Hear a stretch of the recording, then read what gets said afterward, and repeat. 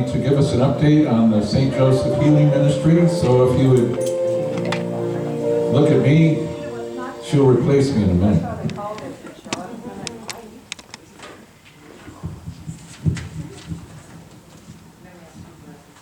Huwag po yung mapicture natin yung tayo ng parang sana, live na live tayo. Namun sis.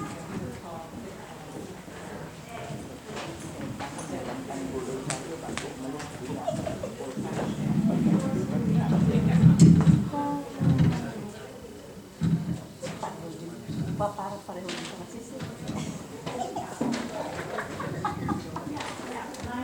Pareho rin po.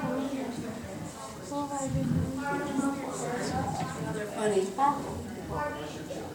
Oh, I see Father Paul here. That means I only get 10 minutes for my talk. Hi, Father Paul. And I don't know about this thing.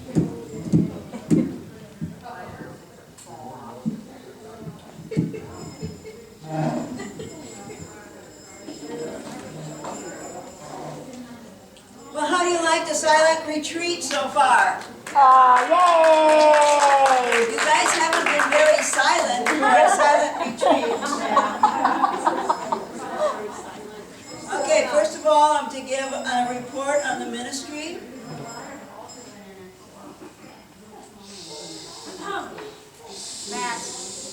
Okay, we need to be quiet so Kathy can have an audience. Thank you. And I thank all of you people for being here when this is nap-up time. I think that's why they put me here. Anyway, for the ministry, we have become a non-profit this year. That's the biggest thing that's happened. The second biggest thing is having this retreat. We put together a COVID committee. They looked at all the COVID rules at that time in December, and we fit our retreat to those COVID rules. We then presented them to the Fort, which is a government organization, and they made some further suggestions, or we had to satisfy their questions, and then we submitted it to the Archdiocese. We had already been given permission to have the retreat in June, but now it was also COVID time when we got the permission. But now we had to go through the Environmental Safety Committee of the diocese. And they approved it as well as the the Auxiliary Bishop Mogenberg. So we are trying to follow these rules that we set forth. And the reason why we chose silent, and I've always said this is never going to be a silent retreat, but because of COVID, when do you get within 6 feet to talk, right? Or to hear? I can't hear you guys so I get right up to your, what did you say? And so we decided to have a silent retreat. And that's the next part of my talk, is silence in a silent retreat. How many of you have rested in the Spirit? How many of you, when you rested in the Spirit, had someone say, get up, or disturb your silence? St. Teresa of Avila said in the Song of Songs, that is when they get the person up before their time. She said that is a person being drawn out of the presence of God before their time. And when you are in the adoration over there at the dorm, and then, in fact, the committee voted on not having any music at this time, because they said, when you play the music, it draws us out of that presence, because we want to sing along with it. And so the last couple of years we've had Robert playing over there, and it's just been music. And it's not the music you know to just sing along with. But this year they said no music at all, because we could say, well, we could have music from the CD, you know, our phones. But they said we don't want it at all.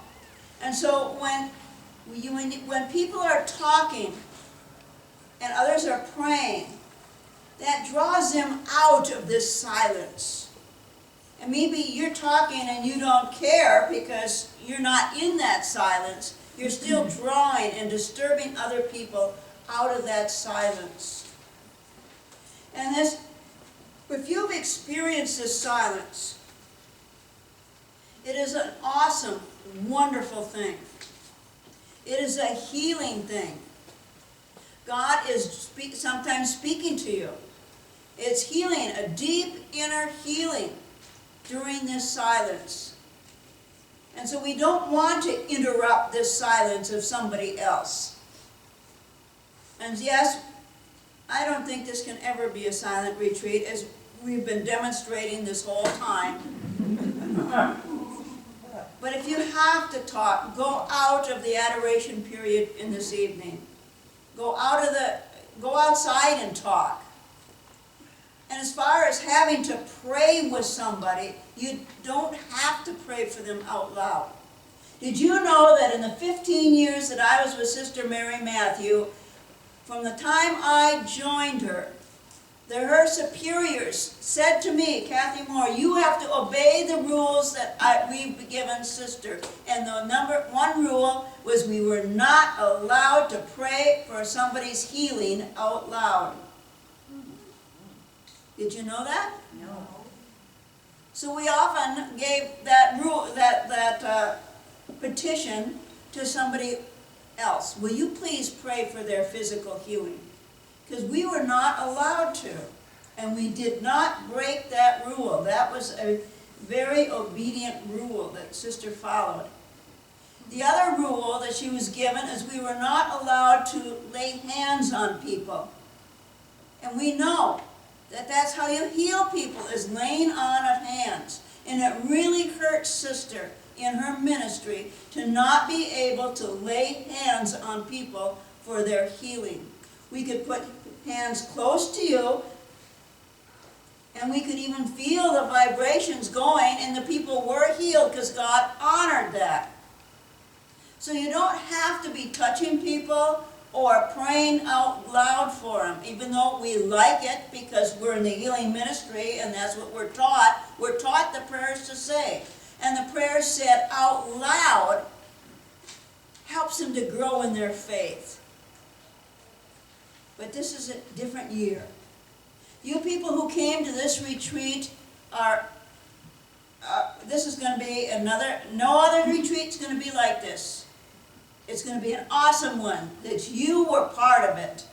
And you can look back on it and say, I went to the retreat in 21, when it was, no other place has a overnight retreat. When we got the Magnificat from the people, he said, how did you get your retreat? Because everywhere you look, they're canceling their retreats. And we have it. We have it. And we had it last year, and we have it this year. And we persevered, and we have it. But we want to follow the rules, the COVID rules, wearing a mask, even though we hate the masks, or love the masks. We follow the rules so that everyone is safe, everyone is comfortable. Some people said we aren't going to come to the retreat because we're wearing masks. And other people said we aren't coming to the retreat because we can't wear masks. But I'm going to say a story, and it might be too long, go into Father's time for talk.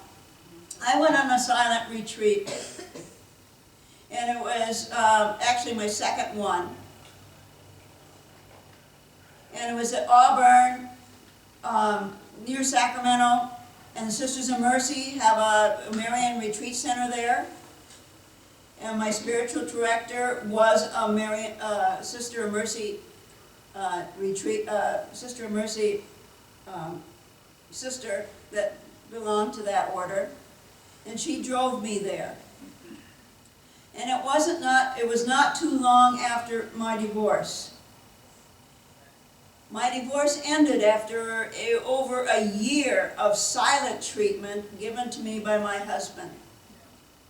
in which some people have said that's almost the worst punishment you can give somebody.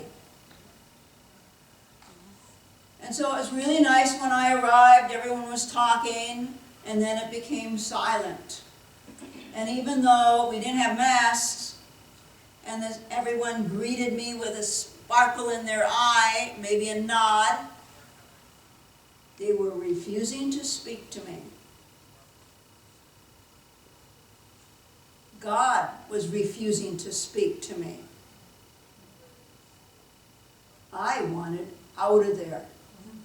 If I hadn't ridden with Sister, I would have, if I had gone with my own car, I would have left. It was horrible, this penetrating silence of that silent retreat. The sister saw my eyes and she said, "How's it going?" And I shook my head no, and she said, "I'm going into the church, I'll pray for you." There at the retreat center, they also have a new chapel at that time. And it was an old library, and it was all the way across, like all the way across those windows there. So it was windows all the way across. And it was a long, narrow room. And they had the tabernacle right there. So I came into the room and I sat as far away from the tabernacle as I could.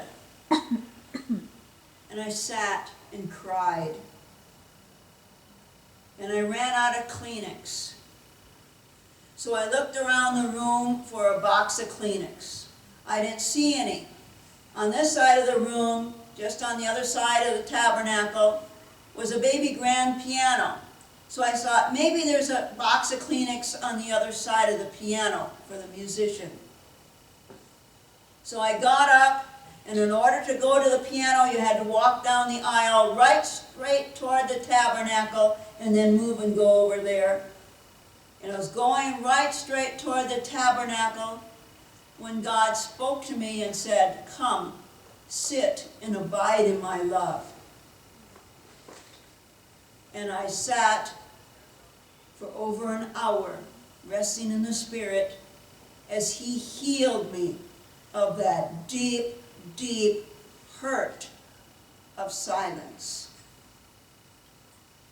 So that's why it is so important to be silent during this retreat, so that you have time for the Lord to speak to you.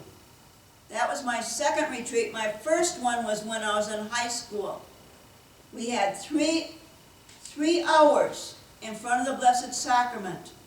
The first hour, I said all the prayers I knew as a high school person. The second hour, I read all the books that were in the pews. Read the songs, read the songbooks. So the third hour, I sat there, quote, in boredom, and that's when the Lord started to speak to me. I was no longer filling Him with all my blah, blah, blah, blah, blah, blah, blah, blah, blah, blah.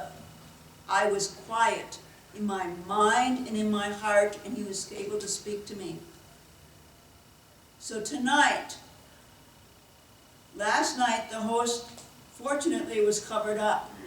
Tonight it will be exposed, and we have to have that time constantly covered tonight. Try to be there for 3 hours. Bring your books along for your second hour. First hour you say the Rosary and the Chaplet of Divine Mercy and every other memorized prayer you have. The second hour, read. And the third hour, sit there. Just sit there. Come, sit, and abide in my love.